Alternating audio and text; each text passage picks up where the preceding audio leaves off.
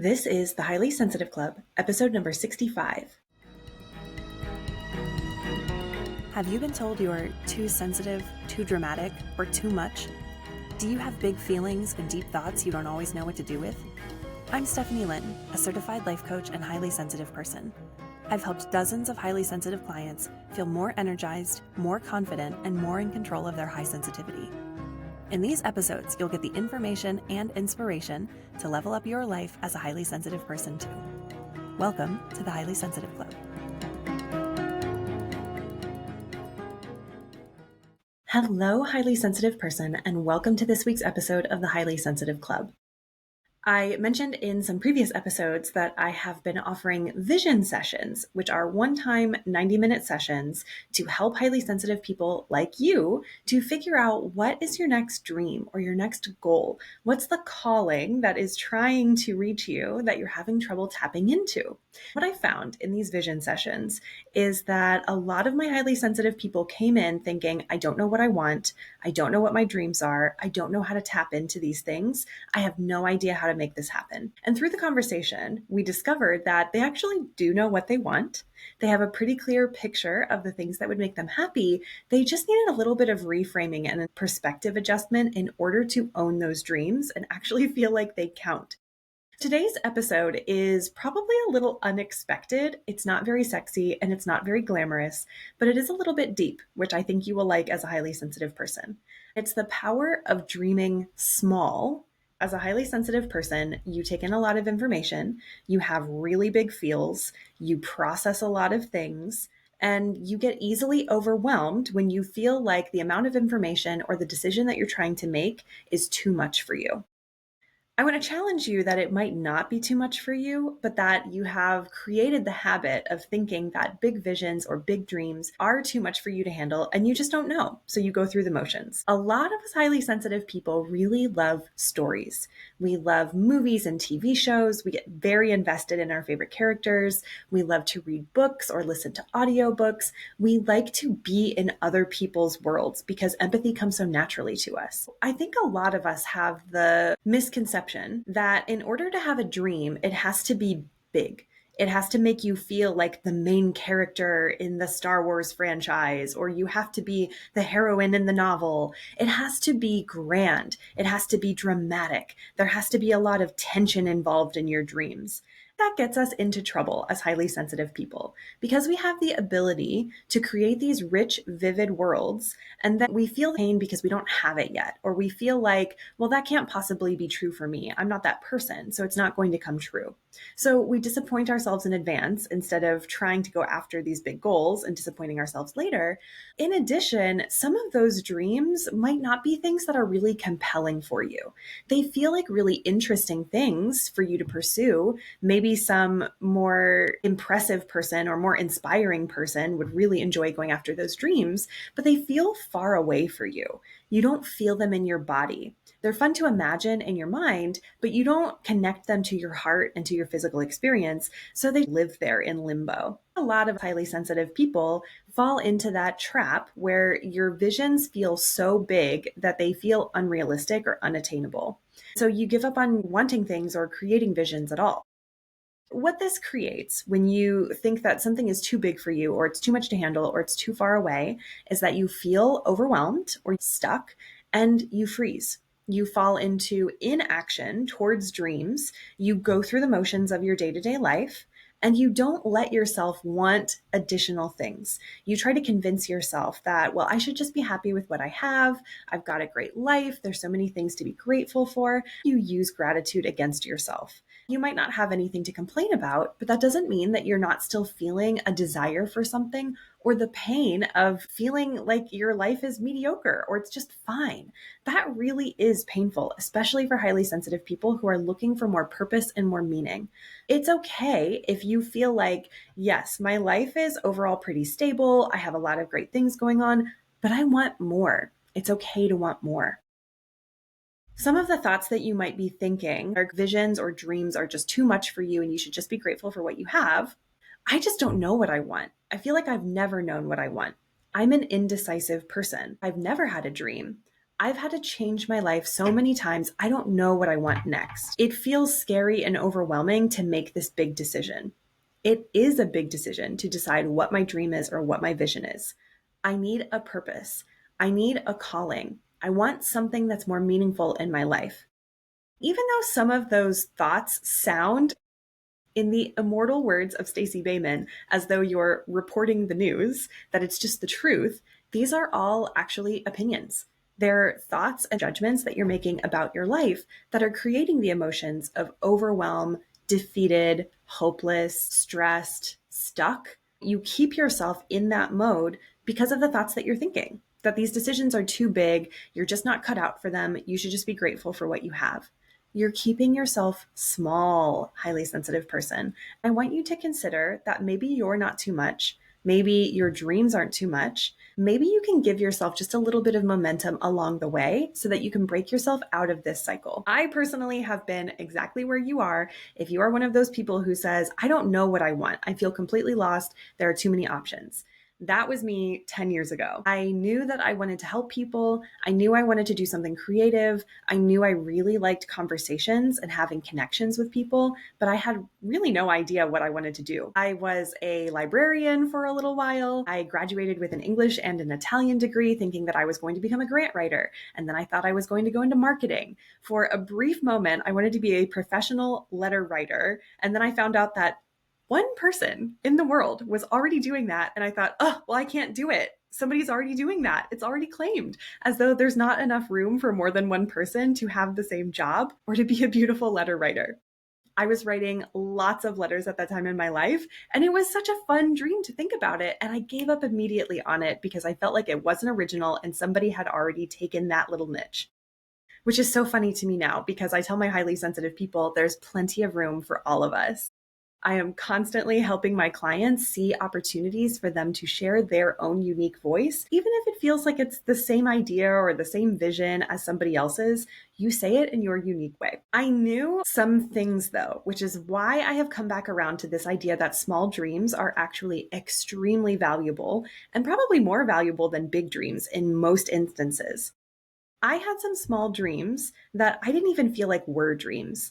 They just felt like things that I would really like to have happen. One of them that I had since the time I was 10 years old was to be a grown up living in my own home. I had wanted to live by myself in my own apartment from the time I was 10 years old, and I couldn't wait to be a grown up who had my own place, who could spread out all of my little knickknacks and my books and my treasures wherever I wanted them and have all of that space to myself.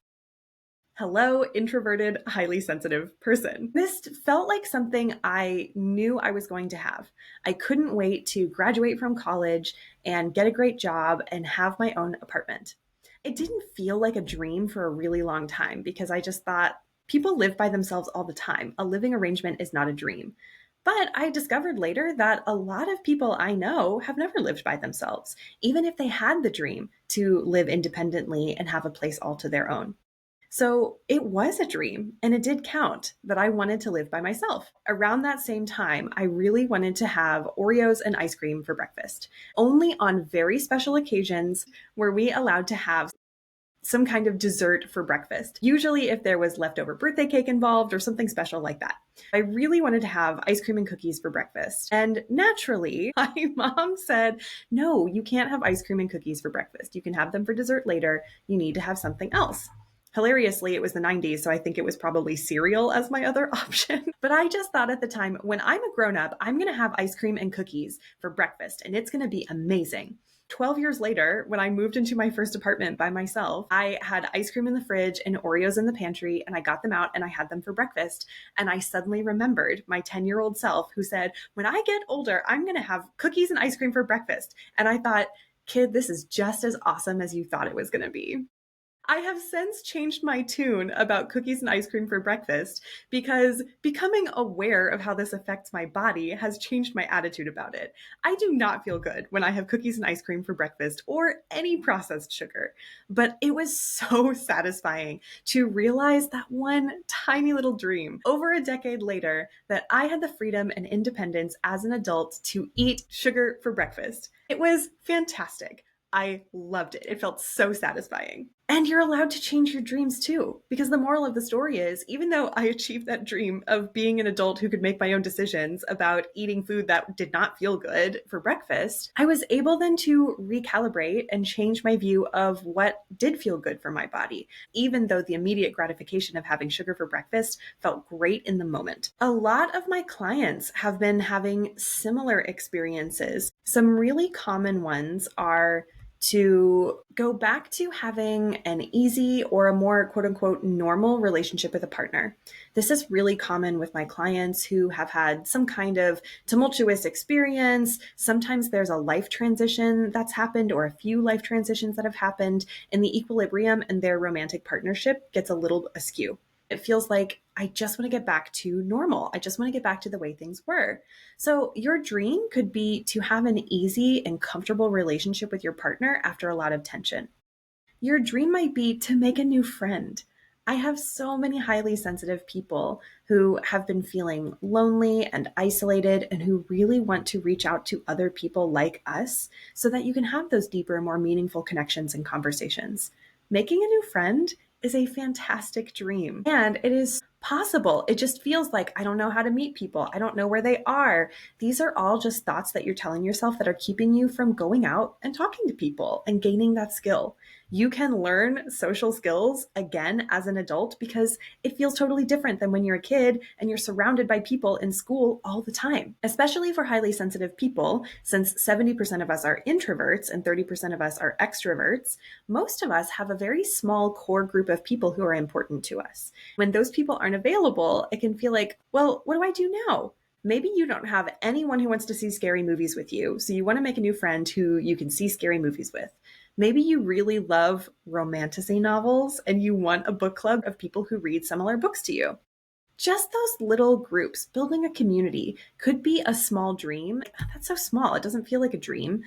It counts. It counts, highly sensitive person, because those small dreams, when you acknowledge them as such, and when you accomplish them and achieve them for yourself, they help you build momentum towards bigger dreams and goals in the future. Making a new friend or getting back to normal with a partner are a couple of common ones I've had with clients recently.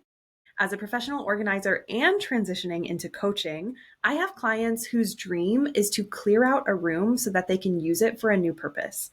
This is usually a guest room that has turned into a storage room or a catch-all room. It's kind of your junk drawer room where things end up. Most of my clients who want to create that space either want to create a guest room, they want to create an office or a study, or they want to have a creative space where they can do art, or they can do crafts, or they can just retreat with a book and hang out with their furry friend with a nice hot beverage. Clearing out a room is a dream, and it's a valuable one, even if it feels small. I have a client who has been waiting years to buy furniture that she loves. And she finally gave herself permission after a coaching session to buy the chair and the ottoman that she's been looking at for forever. She bought herself a new couch and she bought this beautiful stick-on decal wallpaper to decorate a TV table as a storage unit to add to her beautiful apartment. She's giving herself permission to create a space and decorate it the way that she wants instead of feeling like, well, I don't know how long I'm going to stay here. It'll be inconvenient when I move. If people come over, what if they don't like it? What if my partner doesn't like it? She's given herself permission to finally make this dream a reality. And I can't tell you how excited she is. She's like a kid in a candy shop. I love the joy that is emanating from her every time we talk about this furniture. In fact, I'm hoping that at our next coaching session, she's on the couch so that we can celebrate the accomplishment of her giving herself her dream. Some of my clients just want to feel more confident. Especially my clients who are growing a business or who are coaches, they just want to feel more confident being able to help anyone in any situation and to trust themselves. Many of my clients want a sense of internal safety. That's a whole new perspective, a reframe that safety can come from you.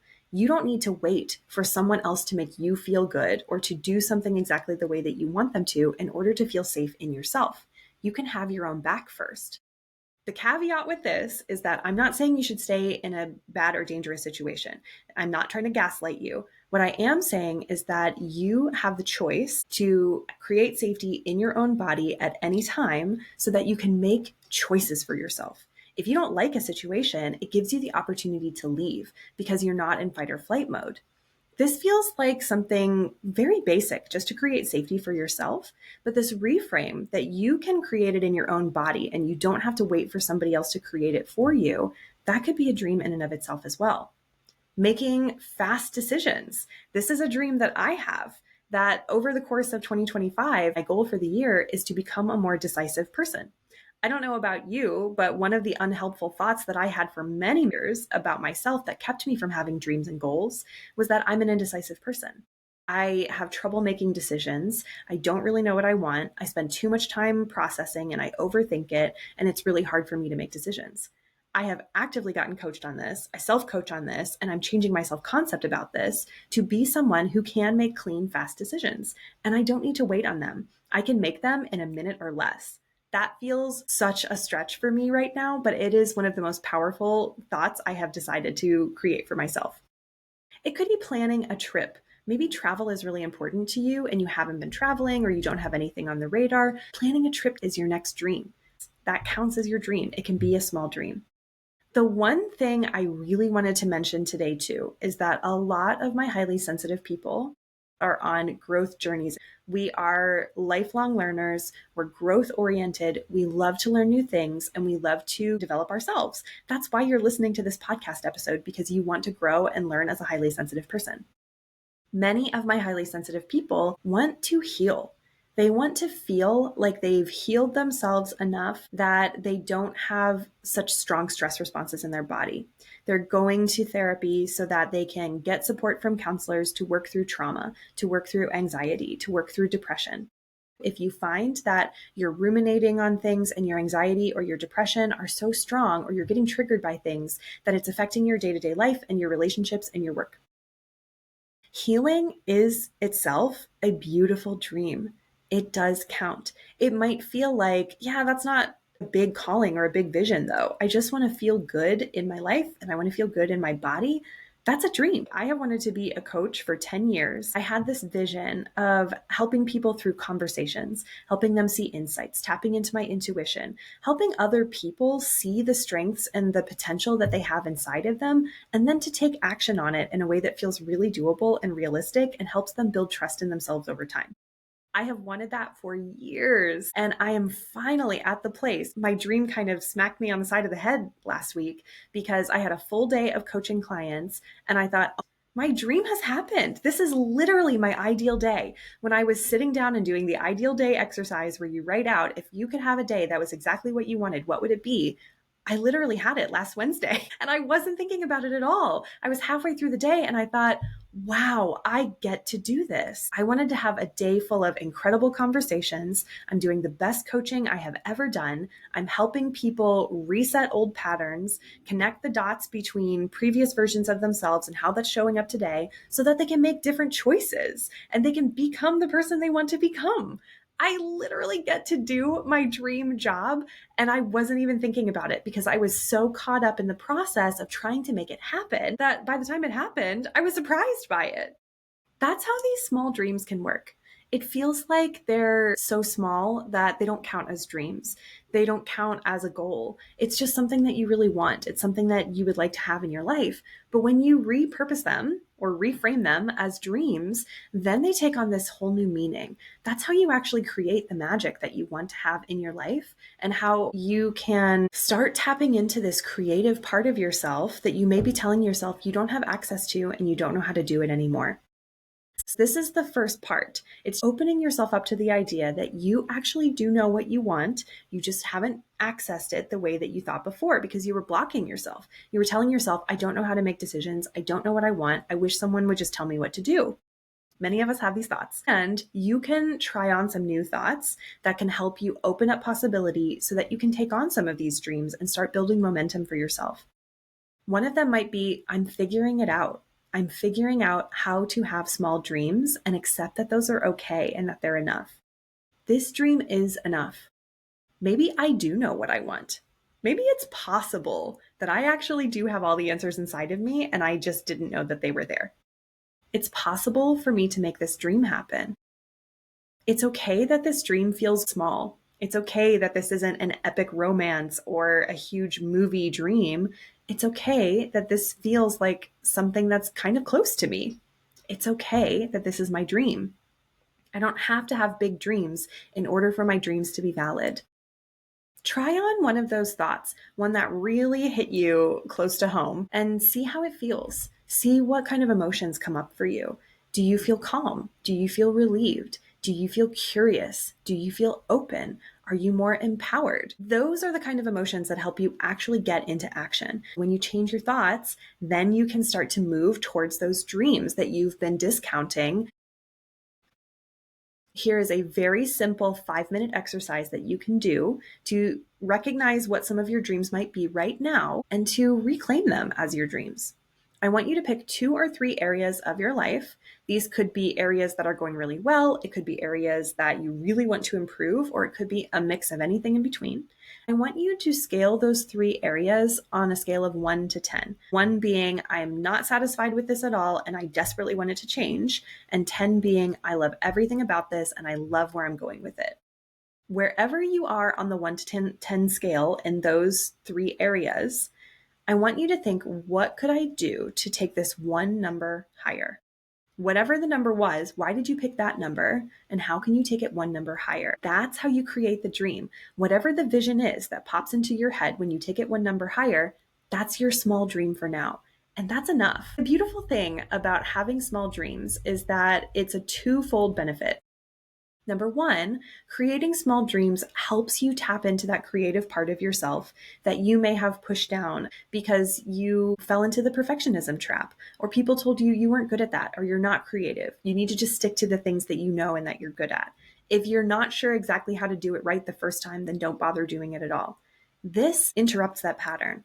This process of creating small dreams helps you tap into who you are and what you want, and helps you quiet all of that noise that you've inherited from other people or from society at large that you don't know what you want, because you do. It helps you tap into your creative part. It makes dreaming doable and realistic. The second benefit is that, and it helps you create momentum for your bigger dreams. Maybe you are driven and ambitious, and maybe you do have a big vision that feels so far away and you have no idea how to get there. Creating small dreams along the way could be your milestones towards a bigger dream. One of my big dreams is to be a go-to place for highly sensitive people like you to come and learn more about high sensitivity in the 21st century, because a lot of the resources from the original highly sensitive materials are from the end of the 20th century. They don't include things like, how do we deal with distractions now? How do we handle the intense amount of information that we're taking in every day? How do we approach technology? How do we make connections in this new era with a different generation and a different way of communicating than any other generation before us? How do we navigate the information age as highly sensitive people? I want to be a go-to place for people to know that they can learn, they can grow, they can develop themselves, and they can find community with other people who are like them, that there's nothing wrong with them, that they are recognized, that there are more people like them than they think there are, and that they're welcome, that there's a place for them. This podcast is a small dream that builds towards that bigger dream, because it's called the Highly Sensitive Club, so that you know there's a place where you can be seen, you can be recognized, and you know that someone understands you. I'm also highly sensitive, and I work with highly sensitive people. I am surrounded by highly sensitive people, and I know what our patterns are. So I can help you figure out where you're getting stuck and where you're letting your high sensitivity and your stories about it get in your way, so that you can rewrite them, reframe them, and move in the direction you want to move in. You always have that power.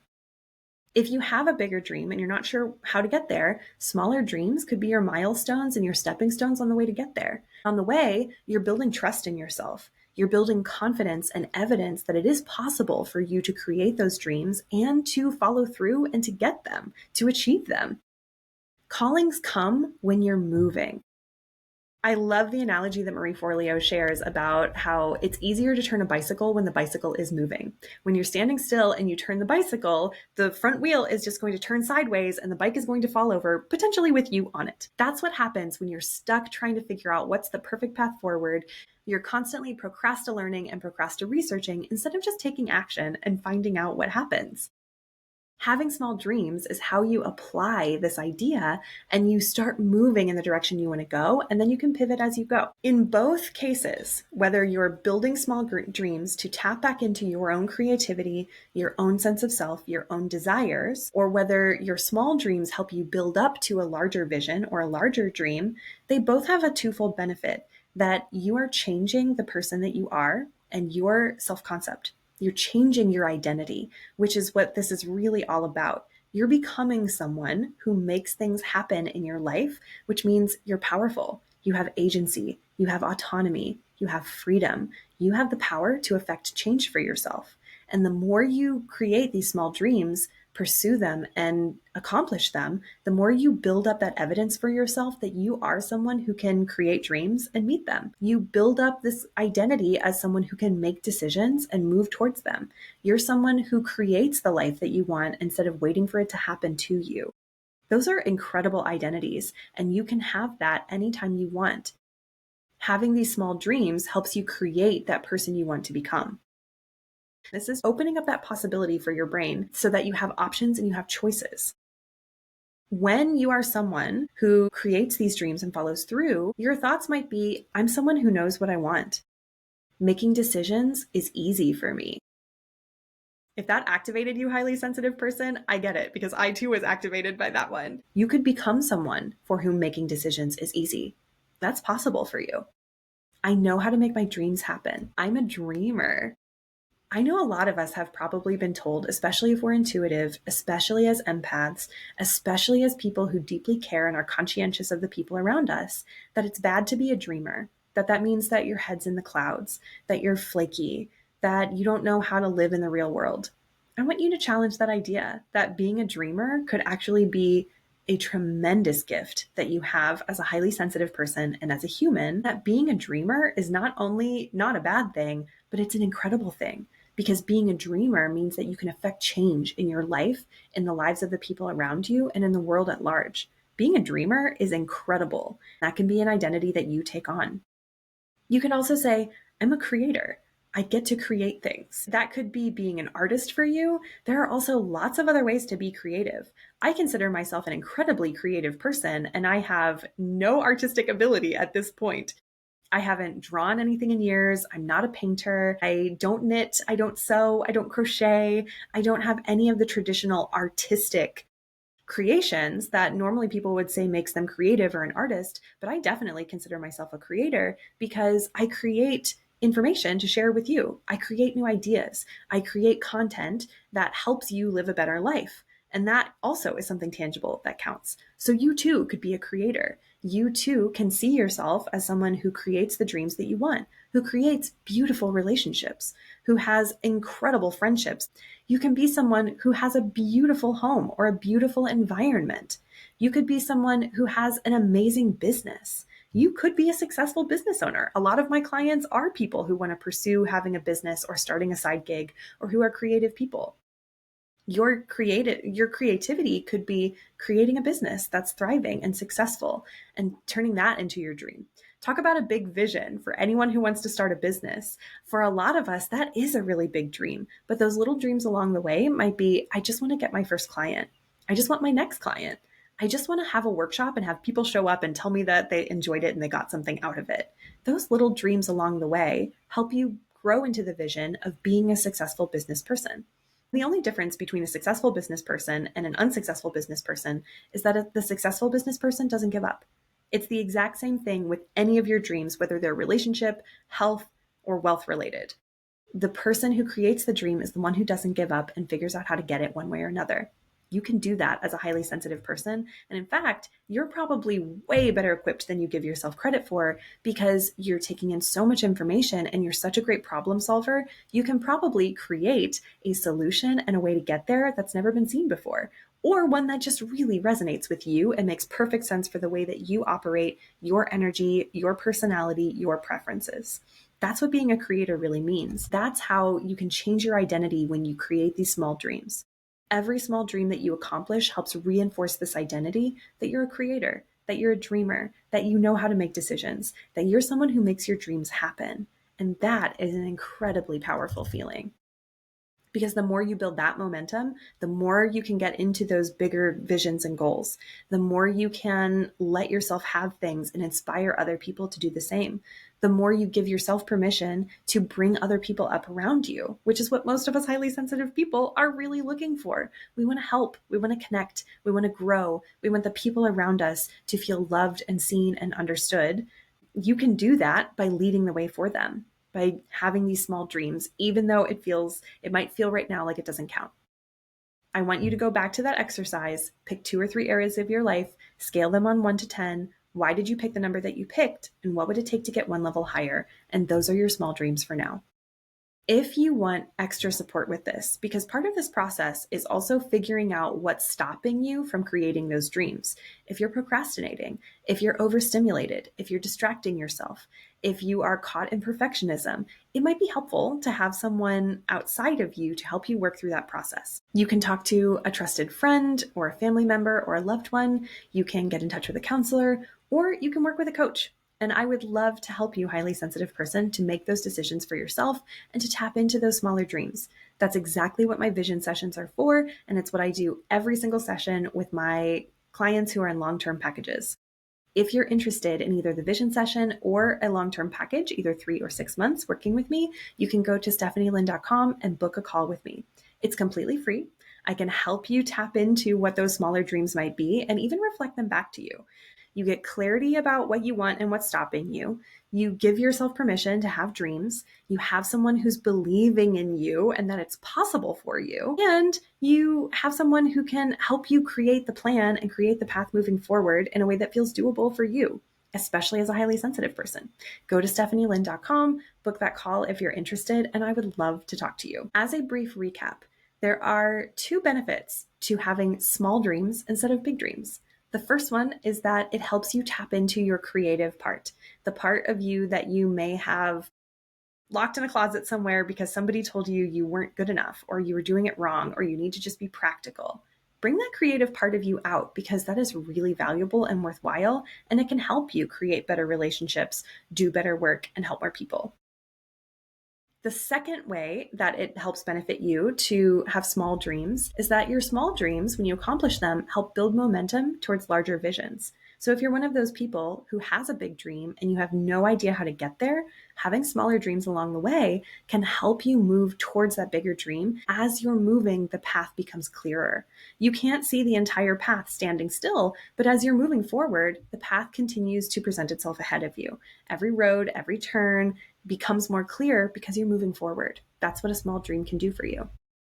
The thoughts that are probably keeping you stuck at this point are something along the lines of, I don't know what I want, I feel stuck, I have never been a dreamer, I don't know how to be creative, I wish someone would just tell me what to do. Some thoughts that can help you transition from that into a more empowered, open, curious place might be, I'm figuring out what I want. My dreams are enough, even if they're small. Maybe I do know what I want. Maybe it's possible for me to make this happen. Even deeper, as you're accomplishing these small dreams, you're building up a new identity as someone who's a creator, someone who's a dreamer, someone who can accomplish the things that you really want in your life. And those thoughts are powerful thoughts. They sound like, I'm someone who knows what I want and how to get it. Making decisions is easy for me. I know how to make my dreams happen. I can inspire the people I'm closest to make their dreams happen too, because I'm giving myself permission to do the same. When you have these powerful thoughts, and when you do the exercise that I shared with you, you will have so much clarity, and you'll give yourself permission to have those small dreams and move towards them. They really are valuable. They're doable, they're realistic, and the more you do them, the more trust and confidence you build in yourself. Thank you so much for listening to today's episode. I hope you enjoyed this one. Please like, subscribe, and leave a review if you enjoyed it so that other highly sensitive people can also become part of the club. And I will see you on the next one.